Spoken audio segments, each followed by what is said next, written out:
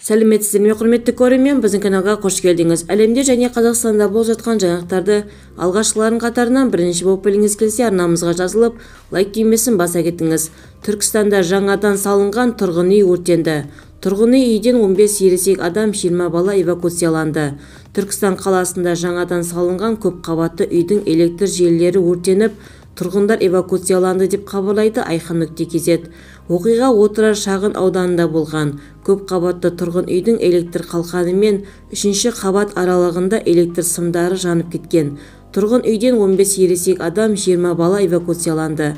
Өртті сөндіруге Түркістан облысы төтенше жағдайлар департаментінің 5 техникасы мен 21 қызметкері және полиция департаментінен 2 техника мен 5 қызметкер жұмылдырылды. Өрттен қаза тапқандар мен зардап шеккендер жоқ. Өрттің шығу себебі анықталып жатыр делінген Түркістан облысы ТЖД баспасөз қызметінің хабарламасында. Толығырақ төмендегі сайтымыздан көре аласыздар. Егер де біздің видео ұнаса, подписаться және бір ғана лайк түймесін басып кетулеріңізді сұраймыз.